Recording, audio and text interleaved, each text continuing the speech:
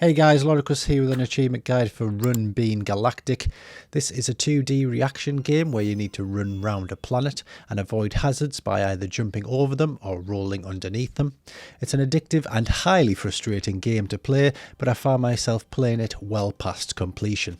It released on March the 29th, 2023.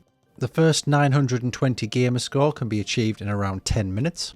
However, the last achievement, called Restless Night, can take anywhere between 15 minutes to multiple hours depending on your skill level. It was developed by Zero and published by Eastasiasoft and can be found in both the PlayStation and Xbox stores for $4.99. As we jump into our first attempt, I'm just going to briefly talk through some of the achievements and hints and tips to try and get you the full completion. As we spawn in, our little astronaut will start running automatically clockwise around the planet.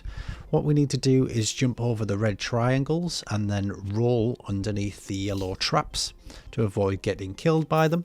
However, there is 2 individual achievements for dying to both traps, but don't worry about focusing on getting those achievements. Those are just going to come naturally as you play through the game. As well as those 2 trap types, you'll also see keys and bombs spawn. The keys will then allow you to open a lock a little bit later on into the levels. The bombs, however, will blow up a wall, which you can't quite get through unless you have a bomb. The 2 other things to mention are the green stars. These will add 2 to your score every time you run over them. So these are handy if you're going for a high score leaderboard, but they're not necessarily needed for the achievements.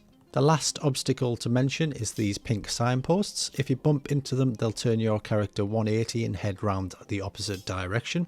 Just be aware that when you do run round the planet, you do spawn a trap behind you. So when you turn around 180, just be aware that you need to be quick to react to either roll or jump over the trap that's potentially dropped behind you. On this run we've been watching, I picked up the key about halfway through, and then I jumped through the padlock at the end there, which got me the achievement. Just be aware that if you miss or don't pick up the key, if you hit one of those obstacles with the locked padlocks, you will be killed outright and there's no way to get past them without a key. The same goes with the solid walls. You need to collect a bomb before you can blow those up, and I believe in this run I'm about to show you how to do that. So halfway through this run you should see me pick up the bomb, and then a little later on I'll run into a wall which I'll automatically blow up because I have a bomb in my inventory. So there you go, the bomb spawned here on the left hand side. You don't need to jump for the bombs, just make sure that you're standing up. If you are rolling, you will miss them. Around 40 seconds into the round, it will transition into nighttime, giving you the bedtime achievement. You may not have noticed, but there was a purple wall there at the very bottom of the globe, but the achievement notifications were covering them up. Just walk into it with the bomb and it will blow up and you will be allowed to proceed through. Another thing to mention, every time you're doing a run you are accumulating points for every second that you've been alive. So every so often just pop out to the main menu and head into the store and make sure you unlock all the astronauts. I think there's an additional 4 that you need to unlock, and they all cost around 150 seconds each to purchase.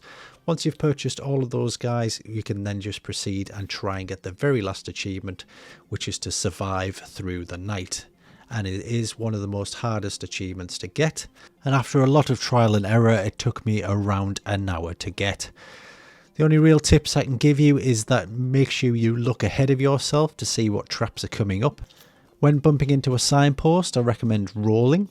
Then when you do 180 and turn back on yourself, you do have a 50% chance of having the right roll combination.